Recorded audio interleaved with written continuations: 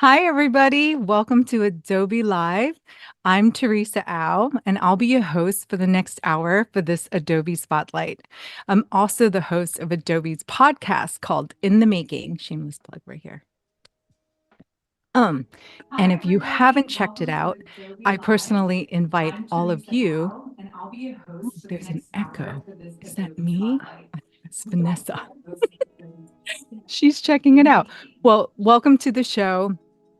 I couldn't be more And if you excited haven't, about I couldn't be more excited about having an incredibly gifted digital artist with us today, Vanessa Rivera. Vanessa, welcome to Adobe Live. Hi, sorry about that. It wouldn't be an Adobe Live with me without technical difficulties, so I apologize. Totally fine. I mean, we're so excited to be here with you. Like I said, I'm a big fan. I just discovered your work and I love the whimsical storybook art.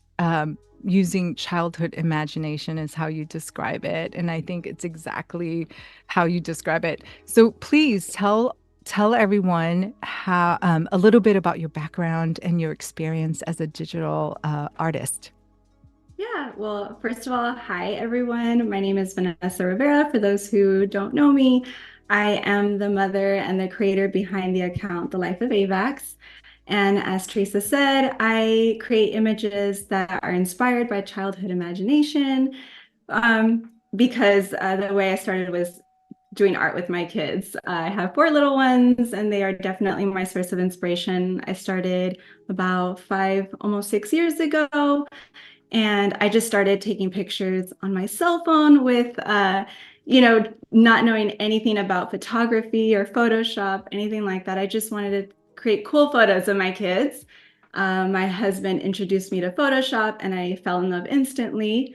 And after just falling in love with the idea of being able to transform a regular image into anything that you can dream up, and watching tons and tons of tutorials from some other amazing creators, I started to really kind of just refine my style to what you see today. And yeah, that's pretty much my story in a nutshell. Yeah, your incredible journey as a digital artist, a mother of four, I just found out. I thought three, but you said four this morning, and I said, "Oh my gosh, Yeah. so much admiration."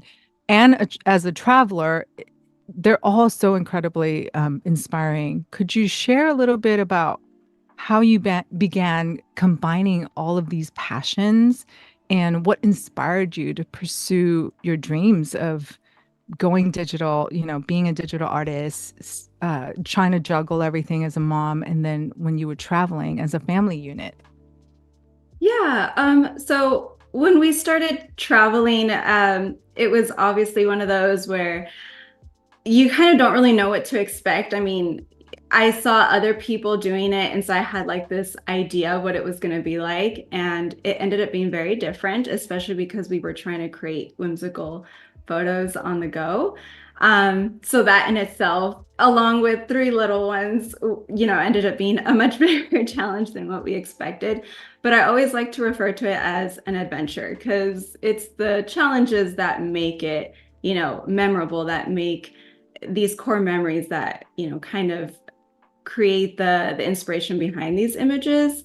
So yeah, I guess just learning how to kind of just stay together as a family and grow and experience these things together while creating, and also, like you said, juggling motherhood and also trying to have that balance of being present and also disconnecting, and being able to just be in the now with the kids and not always trying to create content and stuff like that. So I would say that over the past couple of years, it's just been a huge learning experience for us, trying to take all of that and juggle it and try to balance it out, while still trying to create and being able to continue to do the things that I personally love as a mother, which is to create, and just really kind of take this career that I guess, kind of built here, and turn it into whatever I possibly can. Yeah, no, totally. And I just wanted to take a minute. There's so many wonderful people online with us. Hello, Josie, Olivia, Oliver, Jack, Deborah.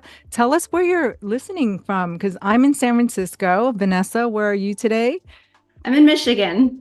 You're in Michigan. I don't know if anybody out there is from Michigan, but Cody Bear, Penny, Doodles.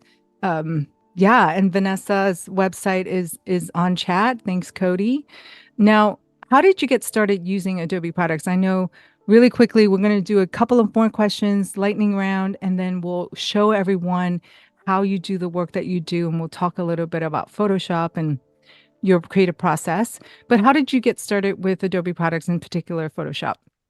So, as I mentioned, my husband is the one that introduced me to Adobe. He was a web developer a few years ago. And so I would see him manipulating images for the websites he was making. And I approached him one day and I was like, how do you do that? Can you like show me, would this work if I wanted to put a butterfly next to, Xander or something like that? And sure enough, he did. And he was like, this is the brush tool. This is how you mask. This is how you insert an image on top, or lap images on top of each other and stuff like that. And I was just like, oh my God, this is amazing.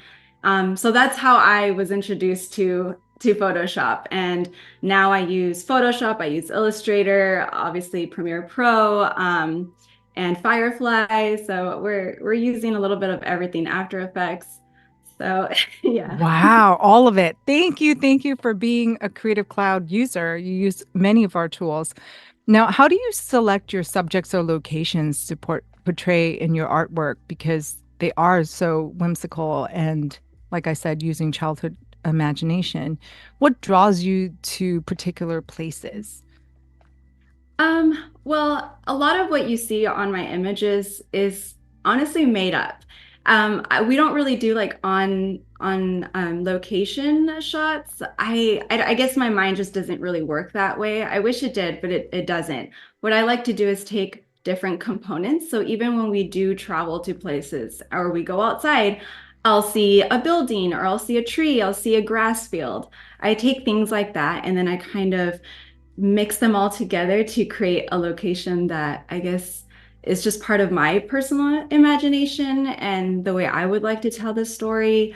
So that's kind of how my mind works, and I always gravitate towards like farm fields and underwater ruins, vintage rooms, so like wallpaper, wood floors. That's kind of the stuff that I gravitate to when I'm creating my backgrounds. Yeah. No, I can't wait to check it out. We'll do so in just a minute. But there are people from Siberia, Serbia, Egypt, Tennessee, New Jersey, all over the world tuning Wow.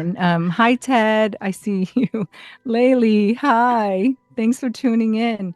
So technology plays a big part in digital art, obviously. What are some Adobe apps and tools that, well, you already told us a bunch of the tools. Why don't we actually show a project that you've worked on, Okay. the different layers and steps that it took to Okay. get to the final piece? I can't wait for everyone to see it. Awesome. Okay, so yeah, let me go ahead and jump in here. So this is, I decided to do an underwater photo because I feel like they're very near and dear to my heart. And I feel like a lot of people really like to kind of escape into the underworld, water world. So let's go ahead and do that. This is an image of my daughter. So this is the final photo. And I'm going to walk you through kind of how I build it. And it's a pretty massive file. So it would be impossible for me to walk through every single thing. There's 655 layers. So Wow. it's a Oh big my one. gosh. Okay, can I um, ask how long it took you? Gosh, this one probably around the 30 something hours. I can't remember the exact time, but I'm pretty sure it's somewhere on my Instagram, one of my reels or something. But Mm-hmm. it's probably like around 35 hours. That seems to be like my number lately. Yeah. Wow. Yeah, so it took a while. But anyway, yeah, so like this is kind of where I started. As you can see, like I mentioned, I really gravitate towards wallpaper, especially like that shabby chic vintage wallpaper. I have wood here that I used, and then I have like the sand. So this is kind of what it looks like when I start to throw things in here, I used tools like the expand tool to expand the wallpaper because it used to be just like a little tiny square and I needed it to, continue on. So I use like the expand tool to do stuff like that. Um, Now, once I start to do all of my, changes to this to really bring the color and all of that, this is what it's going to start to look like. So, all right, let me. Now, for those of you who are just tuning in, we're talking to digital artist Vanessa Rivera of the Life of AVAX. I also have a question about the Mhm. naming. What does AVAX mean? Okay, so everyone always asks me that. They're like, what's AVAX? So it's the first letter of all of our names. So Anthony, Oh, Vanessa, Indy, Adeline, Alexander, yeah. Vienna, which is my fourth little one, came in a few years later, but we ended Yeah. up kind of sticking to those letters for her name. So Oh, I see. yeah. Thanks for the explanation. Okay, back to it. Yeah, so here's like the sand after I do all of my color grading, shading, highlights, stuff like that. And so as I start to kind of turn all these layers on, you'll start to see kind of how I'm starting to set the mood here. So I'm going for a very moody vibe. I have my water reflections. I have kind of like this center that I'm going to focus in on. Um, let's see, there's quite a bit here. So um, I'm just trying to quickly turn everything on. Okay, so this is essentially what my base looks like without any storytelling elements, is what I kind of refer to it as. So I built something really dark, very moody, and then now I start to bring in the assets that are going to essentially tell the story, Mhm. which I have things here. So I placed all of these things individually. So I didn't want to like put them each in there one at a time. Like I said, it would take a really long time. But as you Yeah. can see, I kind of like wanted it to look like a room, almost like a little like Little Mermaid's room, where she Mhm. has all these like little trinkets that she's collected, all these antique pieces. And I just wanted to kind of look like she just placed it in there. And so that's what I did here. And so this is what this looks like without any adjustments. Now, if I turn on the right side, this is what they would look like once I turn in all of the adjustments. So all of these things here to the right, I know it's really dark, but they would eventually look the same. And I'll turn on a couple so you can kind of see what I mean. But yeah, so I'm just, I do a lot of color balance, a lot of shading, a lot of highlights. A lot of people always like ask me, why do um, why do I kind of like bother taking the kids' pictures if I'm just gonna like Photoshop all these things into there? Yeah. And there's a lot of reasons why. But one of the reasons when it comes to like the technical part of it is because I think it would be really challenging to finding all these antique pieces and stuff like that. So I'm like, I can't collect everything that I possibly want for a photo. So having like the option of stock images or now Firefly, where I create a lot of these assets Mhm. for. For example, I was going to show this. So I use Firefly a lot now to find or to create like very specific things that I want. 'Cause sometimes, you can't find like that perfect wooden shelf or, that perfect antique bike that, I really want or something like that. So I go into Firefly and I generate something like this. And then I kind of just take apart little trinkets and I throw them around and I scatter them around the room or use them to put on the shelves just to add extra detail to the room and stuff like this, like what you see back here. Yeah. So that's how I kind of use Firefly now, because a lot of people kind of wonder, well, how do you use it? Um, so yeah, so that's kind of what I how I use it. Yeah. So Firefly has sounds like it's a time saver for you. Oh, it's been a life changer for me. Yeah, for Yeah. sure. Because it would take hours to find, like for example, like this lamp here, it would have taken me forever to find something like that. And now I could just kind of build it the way I want. I can build it on an isolated background. So it's really helpful and in the right perspective. So it just Yeah. saves me time when it comes to stuff like Oh my that. gosh. So before AI, before Firefly, it must have taken you a lot longer than 30, 35 hours to create Yeah. an art piece. Holy cow.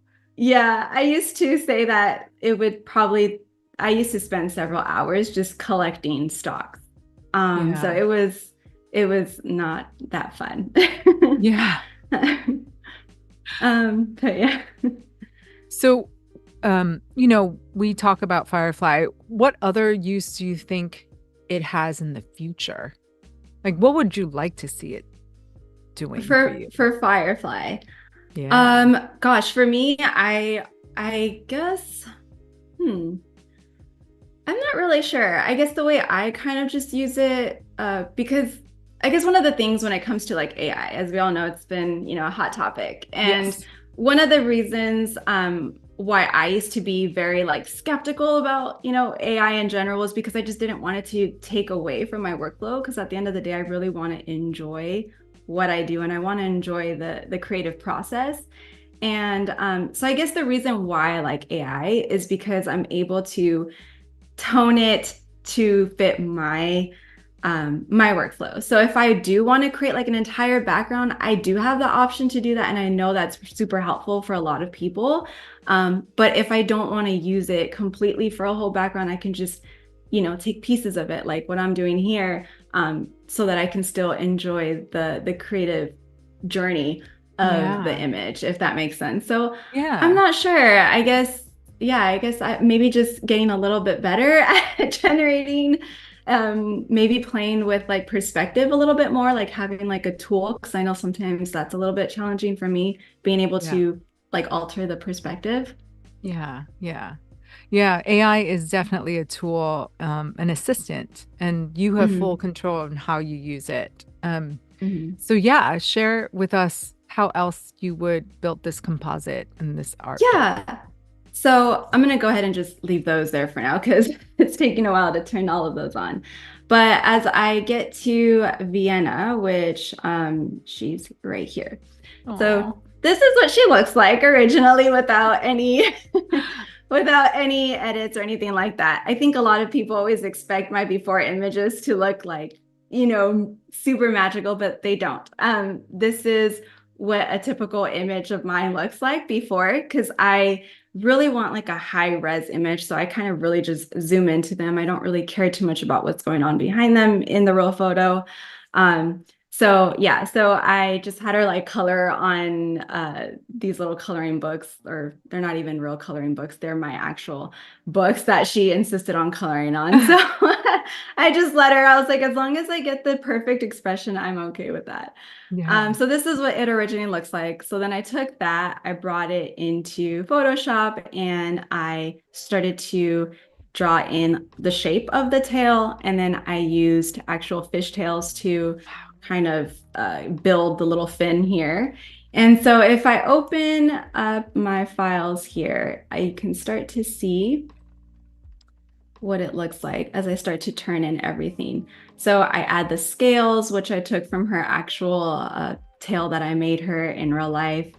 And then I just start to do some color grading. I start to add in like a secondary color of purple just to add some more dynamics to the lighting. And then I use highlights, and I kind of just go in there and add as much like detailing to the scaling as possible.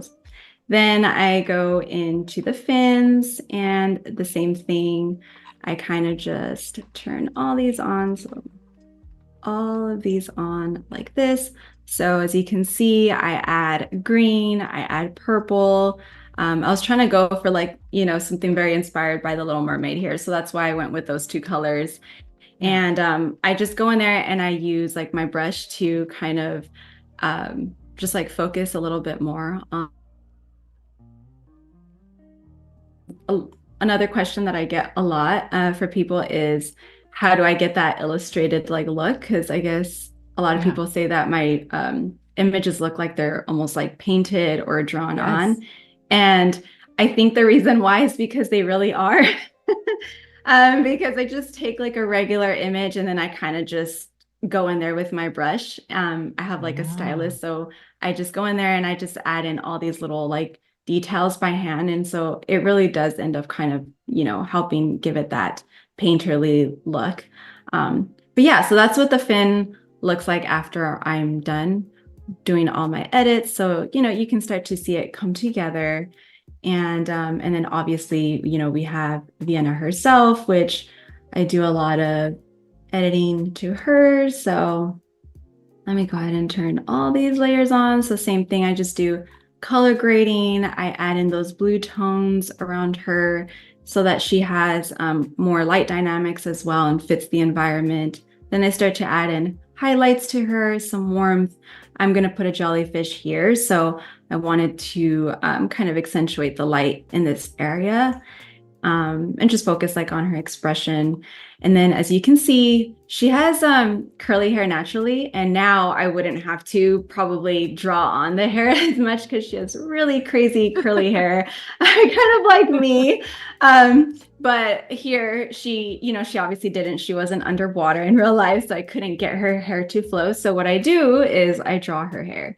And so if I turn that on, this is what it starts to look like. So I know it looks a little funny at first, but I just kind of go in there with my hairbrush tools that I made, and I kind of just start to, add in those curls. Let me zoom in.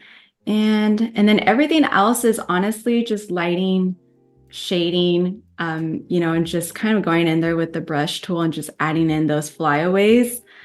And then just adding like a little bit of like this hazy overlook to like overlay over the hair just to make it look like it's a little bit more underwater.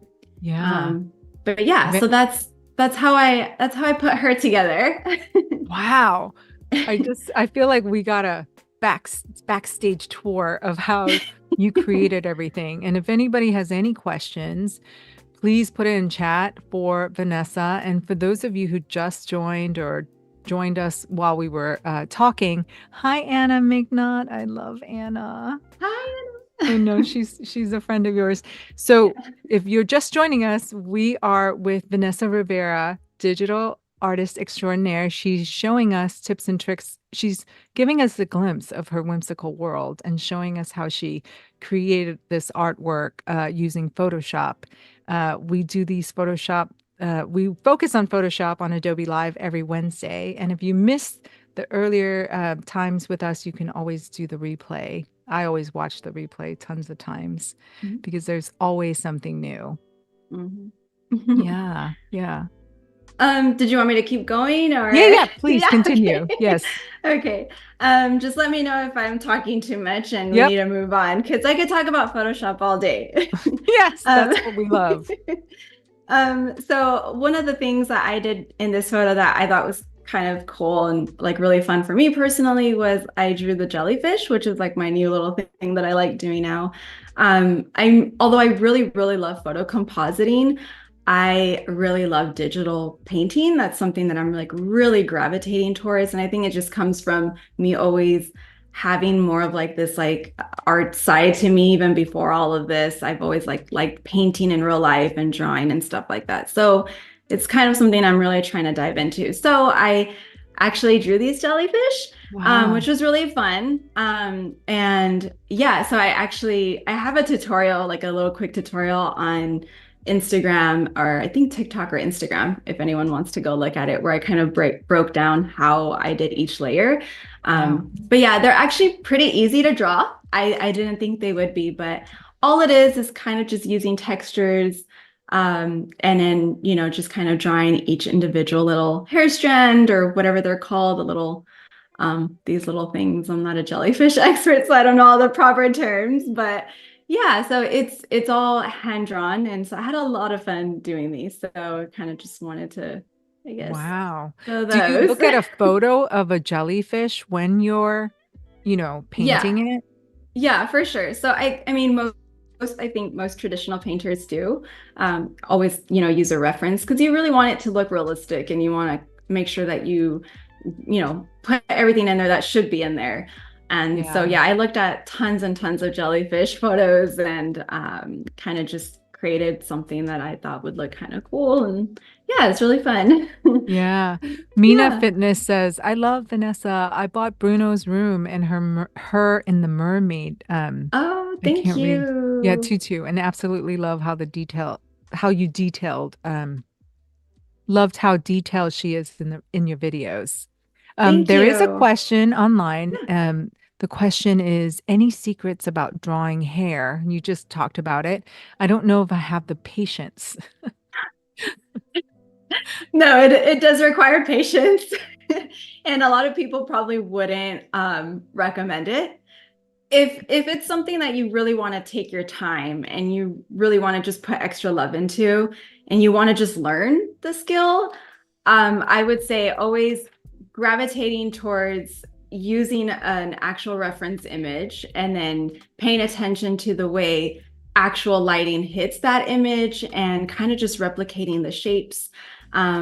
So in some of my tutorials that I have now, I am kind of diving into showing how I draw hair, but now what I do is I start with a shape and then I just go in there and honestly, it's all about the lighting and how you add in those little highlights to each little curl. And then of course you finish off with a little hair strand. So I guess just really paying attention to real life images is going to be super helpful for sure. Yeah, yeah. Thanks for that question, Lisa, and thanks for the answer, Vanessa.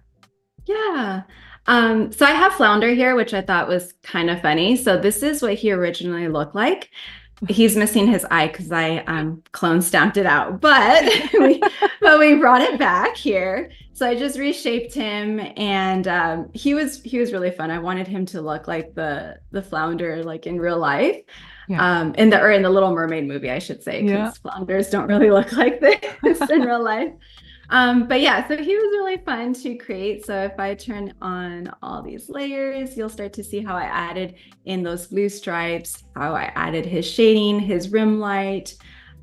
He's in front of the jellyfish, so the rim light, I, placed it behind him just to kind of give him a nice little outline.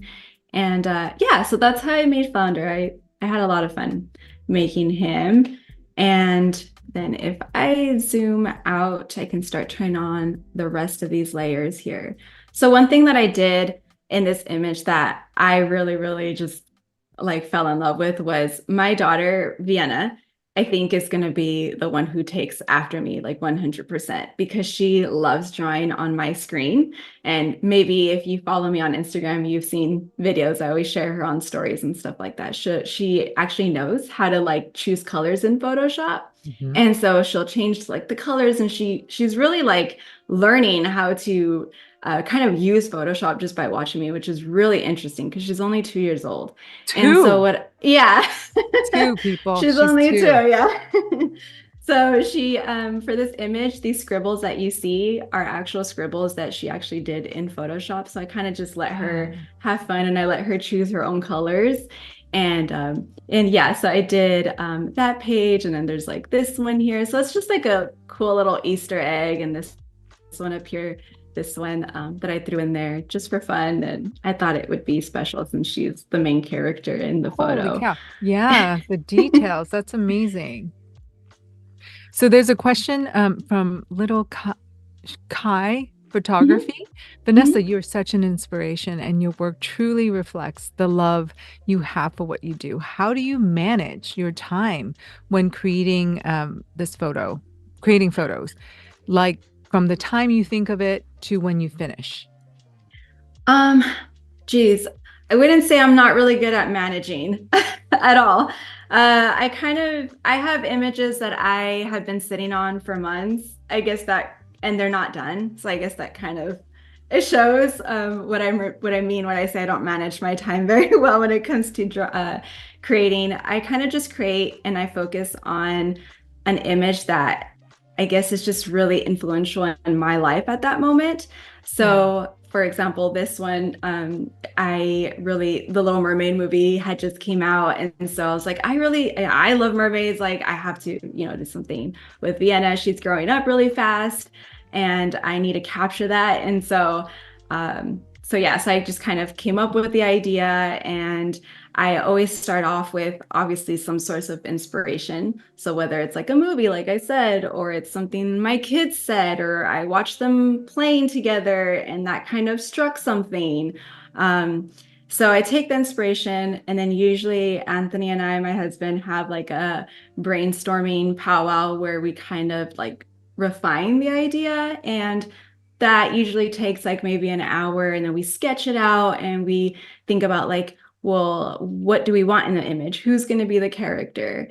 And then as far as like putting together like the photo shoot, getting together the costuming, collecting props, that could take days. For example, we just did a Willy Wonka one, and I actually made his costume, which took a week because I'm not great at sewing. So it kind of varies. Her Little Mermaid costume only took me a day, so it kind of varies on that. And then the photo shoots take, I think, a little too long. They take around maybe 3 hours, depending on how many kids I'm using, because you're working with kids, so they're Yeah. unpredictable. Um, and so I would say like everything as far as like the prep, the brainstorming, getting everything together, the photo shoot, that in itself probably takes like a whole like maybe 5 days average, and maybe like 15 hours, to do all of that. And then as far as the editing goes, that's a whole entire animal. I Right now I think I'm ranging anywhere from like 19 hours to like 30, high 30s. I just did our annual Dia de los Muertos photo, which took, gosh, I know the whole project took around 100 hours. So I guess it kind of just depends. Mhm. But usually I'm averaging around like a week for a new project, or like a week and a half. So Yeah. Wow. I mean, we can continue, but I have so many questions. Like, if you don't know, Vanessa is a mom of four, she mentioned, right? If you just joined us after the intro, I don't know how you manage being an artist, being a mother, being a wife, being a daughter, friend, how do you juggle it all and then still find time to, get inspiration, do all the work, but then do all the life chores, as well. It's oh crazy. geez. No, that I don't have the perfect recipe down whatsoever. And I think that's kind of something I've come to terms with. We're all human. And for me personally, I've kind of have taken the approach of there's going to be days when I'm creating and when I'm kind of just sitting in front of my computer a little bit more than I should. And then there's going to be days when I don't touch my computer and I'm just present and I'm just playing with my kids, Mario Kart or something like that, so I've kind of taken that approach and just trying to make sure that by the end of the week, I've touched on everything. I've touched on being a mom, I've touched on my work, and I've touched on, like you said, keeping up with house chores and, you know, being a good wife, and also self-care, and tending to my chickens. So, You have chickens? I have chickens.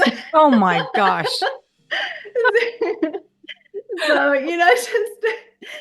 just trying to, nip at little things here and there. We're not perfect. I don't have the perfect balance whatsoever. I fail a lot, but I think it's just part of being a normal human being, and all we can do is do our best, and just savor the moments that we do get when we are able to be present, Yeah.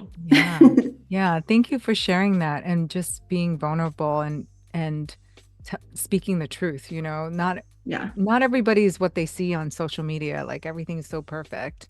We have off Yeah, for days. sure. Give yourself grace. It's important to Yes. self-care. Yeah, Yeah. for sure. Like I Thank have pretty you. pictures, but you should see my house. It's not so pretty, so it's a give and take. I think we all know what that feels like, most of us. There is another question from Sam Dewin. He wants to know, how do you make sure your files doesn't get so big that it's not workable anymore? Oh gosh.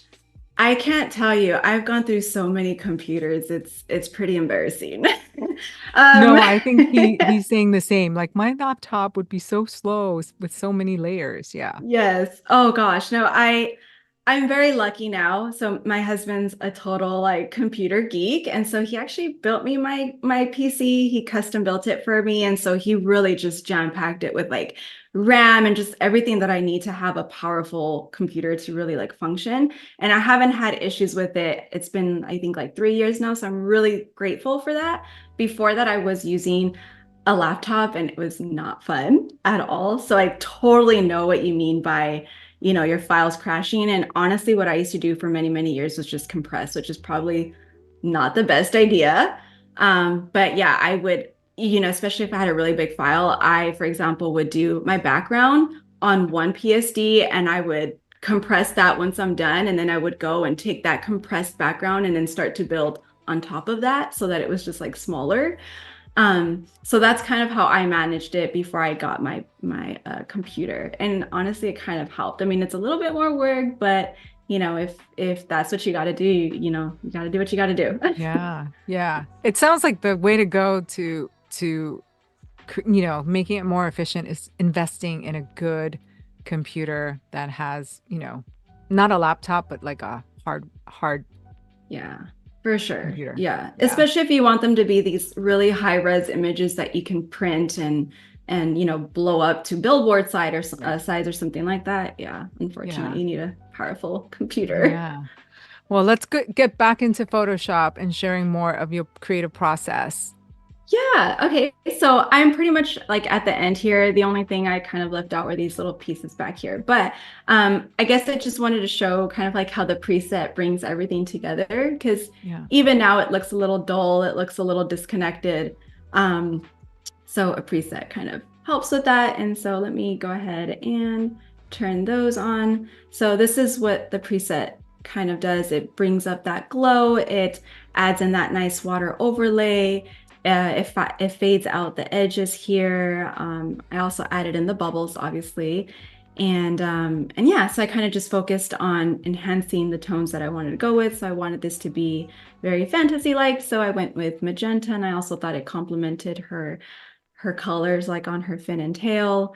But yeah, so this is kind of like the final step is creating that perfect preset that just makes it look a little bit more magical, a little bit more cohesive.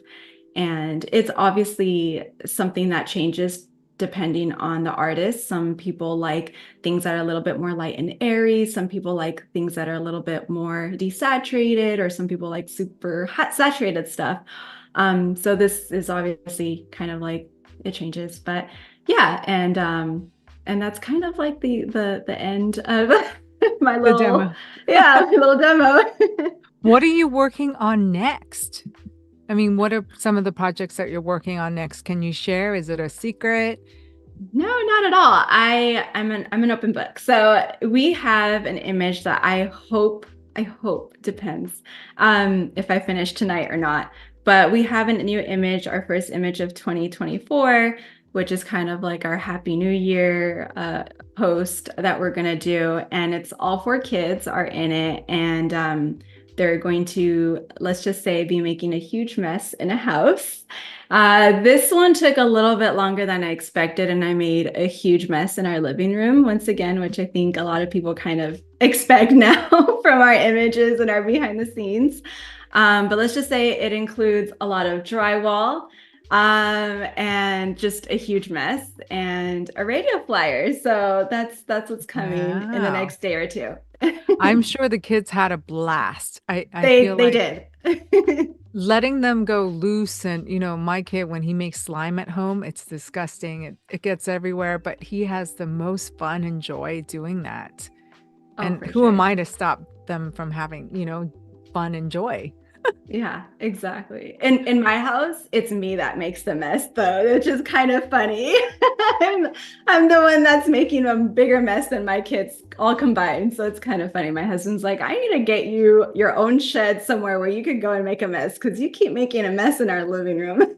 Yeah, I'm curious who else is not messy. I mean, I feel like a lot of creatives can be neat, but the creative process, life is messy. Life is Yeah, messy. yeah. So I think I used to be a neat freak. I'm still very organized, but I used to I don't give myself slack on a messy home or whatever. And now I've learned it's okay. It's okay. It's totally Exactly. fine. Life goes on. Yes, Yeah. Yeah. exactly. And I don't know if a lot of people know. I think if people are new to discovering you or meeting you for the first time here today, is you use your whole family in the creative process. It's a family affair, basically. Yeah. You're the digital artist, but your husband does the photography and you use your kids as models. Like, tell us a little more about how that came about. Yeah, so I think a lot of people think it's just me by myself, and I'm like, no, I couldn't do it without my team. It really is a family affair here because we've been doing it like this for years. My husband, like I said, did teach me, like, introduced me to Photoshop, but I think he leans a little bit more towards the photography side. Like, I am not a photographer whatsoever. I think a lot of people think I am, but I'm not. That's more of like my husband's expertise. He enjoys being behind the camera a little bit more, so he helps with the photography. I do take like their photos sometimes, but it's not something that I really enjoy. I like doing the more of like the editing. That's my thing. But yeah, so that's where he comes in, and then he also helps creating all like the videos, like the reels and the TikToks and all the stuff that you see there. That's all him. I couldn't do it without him.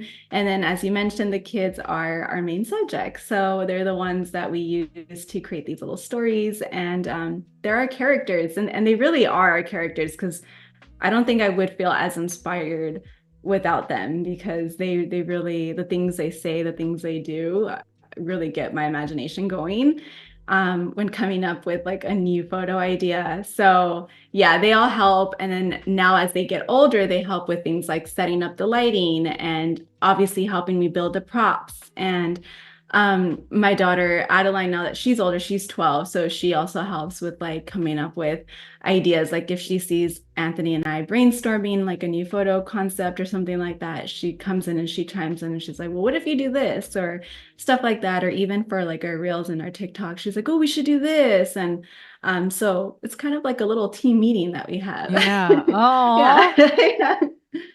so awesome. And then you told me Adeline is really into Illustrator and taught Yes. herself that. And Yeah. I told you how I love her tutorials on YouTube, how she's teaching Photoshop to other kids.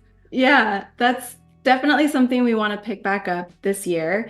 We want to do Adeline, and Alexander's been begging. He's such a character. He's How like old is dying. He's like Xander? he's 8 and he is Oh, like such a fan of like becoming like a YouTuber. So he's like, please help me, start a YouTube. So I was like, okay, maybe we could do PS for kids and see how he does. And he really wants to learn Photoshop too, because he's always like watching me and stuff like that. So yeah, so we're hoping to dive into that. And yeah, Addie just loves Illustrator too. She taught herself, how to use Illustrator on the iPad, and now she creates the little characters and she wants to turn them into stickers and t-shirts and stuff like that. So it's kind of neat to see how they're hopefully learning from what we're yeah. doing here, and maybe they'll become little artists on their own. You're starting them young. I know you yourself just learned Photoshop not too long ago. How long have you been using Photoshop?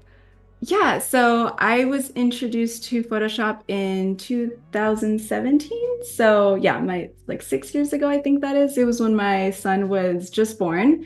And yeah, so it was actually not that long ago. I feel like it was forever ago because I feel like my whole life revolves around Photoshop now, but yeah, I guess it It, hasn't been that it long. hasn't been that long. And how long do you think you took to master it? Like really feel like you can do a lot with it? How long was that process? Um, well, honestly, I still feel like I'm learning every day.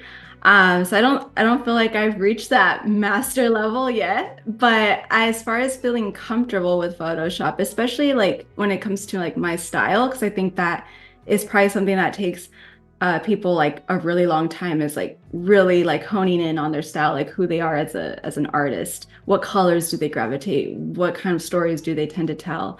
I would say that started maybe like less than a year in. I think like right away, I kind of like just really knew what I wanted to do. If you scroll back to, on my Instagram and you see like my old photos, You really see the transition, but you see this experimental phase that I went through for like the first couple of months where I was trying a little bit of everything. I was trying fantasy, I was trying more like editorial, I was trying more profile shots. And yeah, so like you kind of see that experimental phase. And I think like right away I realized like, no, I think I really like this like whole playful storybook, style with my kids, and they're just kind of doing these like everyday things, but like in a very whimsy way. Yeah. And yeah, I kind of like picked that up, thankfully, very quickly. I also think I have Anthony to thank for that because he kind of always was like, no, like kind of like this is like more of like what I think you really like enjoy doing. And so he kind of like helped me, I guess, come to that conclusion a little bit faster. Yeah. Yeah. What were you doing before you became a digital artist? So I actually went to school and graduated to be an English major. I was going to be an English teacher for high school kids. So definitely not in this industry whatsoever, but What a pivot. yeah, Yeah. definitely completely different. But it's still something that I really enjoy. I still really love literature and I really love writing. I actually want to be a poet, a children's poet. So something very like Dr. Seuss and Shel Silverstein, that's kind of like my ultimate goal in life, is to be a published children's book slash poet. So You still can do it. You can illustrate your own book. I mean, yeah, you got that down. yeah, that's what I'm manifesting this year. Is this is my year. I'm gonna do it. So Wow. that's I that's can't wait. yeah. So hopefully it works out, and all those school years kind of don't go to waste for me. Yeah, no, it's never a waste. And, Yeah. maybe we can summarize a little bit about what you showed on Photoshop today. Like a quick summary of what you showed the audience of how you created this beautiful artwork of, I don't know, underwater whimsical world. Yeah, for sure. So, if just in case you missed it, I started with this photo here of my daughter, Vienna. As you can see, it's just a regular photo. I also took like the bottom half, which I forgot to upload here, but there is a bottom half. And I pretty much created this entire scene that you see here. I'm just going to turn these off real quick. So I started off with my base. Oh, okay. So I started off with my base here, and I just built this room, like added in the wallpaper, the sand, the wall, and added the reflections, color graded it. Then I start to add in these little trinkets that you see here. I didn't finish turning on all the layers, so those are kind of like the oddballs sticking out there. But yeah, so I started adding in like all these little story elements to the room just to make it feel like lived in and like things that she collected over time. Very, very reminiscent of traditional Little Mermaid and her room with all the little trinkets that she has. And then I started to bring in the actual character here, which is my daughter Vienna and her little topsy-turvy stack here that I created out of books and papers and chest. And then I also included her little friend here, Flounder, the jellyfish, and then kind of just finished it off with more stuff like bubbles, preset, just lighting. I added in the little reflection on the top here, and yeah, just loads and loads of love. And yeah, that's pretty much kind of what I showed here. Yeah, and you shared that basically it takes around roughly 30 something hours for each Yeah, piece of artwork that you do yeah, from start to so, finish. yeah. Where do you draw what do you draw ideas from? I think you Uh, mentioned your kids, right? mhm. Mostly. Yeah. So yeah, I usually if it's something that like a more personal project, like for example, we did a photo where I did my son Indy and he has his shoelaces are untied and we created this big giant ball of shoelaces and Ah, like all these like little things that got caught in this like shoelace ball. So that was kind of something that we drew from him. And then we have images like this one, which were obviously inspired by The Little Mermaid. So we kind of draw inspiration from all kinds of areas, whether it's like movies, books, stories, fairy tales, and then obviously our kids. We love telling their own stories. So yeah. Yeah. that's where we draw inspiration from. What, on the flip side, what has been the biggest challenge for you as a digital artist? Oh, geez. Honestly, it's probably more of like an emotional thing. I think just really, I guess, finding that like breaking away from that self-doubt that I think a lot of us struggle with. I would say Yeah. that's the biggest challenge. I think anyone can really learn a skill. I don't think it's hard as long as you're willing to practice and try and go through trial and error and stuff like that. But I think anyone can learn Photoshop. I think it's possible for anyone to learn the skills and to learn how to tell their own stories. But I think the hard part is putting it out there Mm. and to sharing it with people and not letting that affect you. And so that's been, I think, the most challenging part for me as an artist is accepting that, not everyone is going to like how you create, and not everyone is going to like your style and the way you create your artwork, but there are a lot of people who do, and there are a lot of people who appreciate that and who admire it. And so at the end of the day, just create for yourself and create for those people. And just understand that no one's perfect and we're all constantly learning and we're all constantly getting better. And we all go through our trials and errors and our flops and our wins, and that's okay. It's Yeah. part of life. So I would say that's been the most challenging part for me as an artist. Yeah, for sure. Um, so I asked you this before, but not with the community with us. Any travel plans for 2024? Because you are a traveler, but I understand with four kids, it's a lot harder now than before. Yeah. And chickens. And chickens. No, Oh my gosh. no, I And need it. pets. You said pets. Are the chicken Yeah. the pets? No, well, no, we have a guinea pig and then we Oh, have a rabbit now oh too. my goodness. So yeah, we're a circus here. And I'm begging my husband for a puppy now. So he's like, oh geez, Oh, like we'll never be able to leave now. yeah. No, I'm joking. But no, we really want to hopefully go back to Europe this year. England in particular. We were there a few years ago and we love it. And we just kind of feel like we really want to go back there and create again. Obviously, Mexico has been a place that I've been dying to go to for our Dia de los Muertos project that we do once a year. I would love to go to Oaxaca. Every year I say I'm gonna go and it just doesn't work out. So hopefully this year, but I don't, I'm manifesting it, but we'll Yeah. see. But those are our two places that we would love to go to this year. So Yeah. Yeah, it sounds amazing. I hope I'm manifesting it for you as well. John Wilson has a question. How do you stop yourself from getting creative block? He gets stuck and frustrated when he can't think of a new idea. So is there anything that you do or any tips for people? For me personally, I take a break. I think it's part of the process. I almost feel like it's connected with burnout. At least Yeah. that's what I feel. If you're just constantly going and going and going, eventually you're going to reach burnout, and then that might create creative block where you're just like, gosh, I don't really know what else to create. Like I that happens to me all the time, especially towards like the end of a project. I feel like, gosh, like I don't know, like do I need to add something else? Like, gosh, it's not coming out the way I want it to. Maybe I'm not telling a good story here. I don't know. Like we all experience that. And what helps me personally is just to turn off the computer, I take a break, and I go throw myself into something that creates that inspiration. So for me, that's hanging out with my kids, or that's watching a children's movie that I feel inspired by, like, old Disney classics, or reading a book, a children's book, because I like looking at the illustrations and I like looking at the style and the artwork and the stories that they're telling. So anything that, creates that inspiration for you, whether it's taking a walk in nature, if that's something, or if you're into sci-fi and you love creating fantasy work like that, maybe watching something like that might kind of get the engine going. So kind of just diving yourself into something that will kind of Yeah. help you there.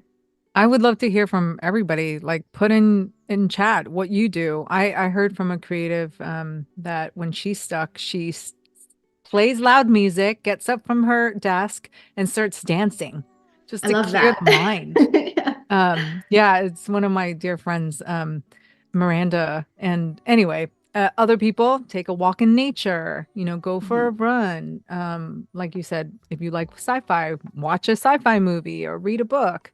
So there's many, many ways. But um, what a treat we had with you showing us how you create these whimsical artwork and storybook art that really inspires and honestly, it's breathtaking for me. And I just love your personal story. I know you get real.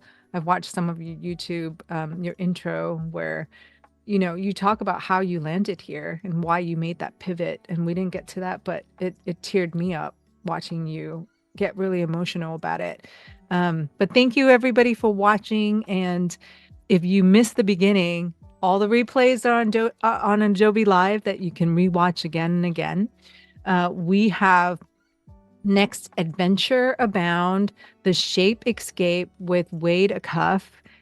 So stay tuned for that. And every Wednesday, like I said, we have Photoshop tips um, all day long, like from 9 to 2. So be sure to, read some, Ruben says, read some jokes. Yeah, And I I would love suggest not dad jokes, but actually any jokes is fun for me. And yeah, stick around. But thank you, Vanessa. It was such a pleasure and really a thrill for me to host you today. And thanks everybody for tuning in. Thank you. Thank you so much for having me. And thank you to everyone who came by and said hi. It means a lot to me and my family. Yeah. So thank And you. follow Vanessa on YouTube, Instagram. Where else are you? Um, We're everywhere. Everywhere. TikTok. Yeah, we're everywhere. Facebook, Oh Behance. yeah, that's right. Facebook, Behance, and I know Cody put the link to your website, which Thank is the you. Life of Avax, Mhm. AIVAX, and you have all the links on your Yeah. website page. So Mhm. yeah, yeah. I can't think of any jokes, Ruben. If you have one before we get cut out, tell me a joke. I can laugh because Vanessa and I were like a little nervous doing Yeah. this. We both did it. We made it, Vanessa. We made it. Yeah, especially after that technical difficulty. Yeah. Yeah. It threw me off a little bit, but I was gonna do a little plug for my podcast, like in the making.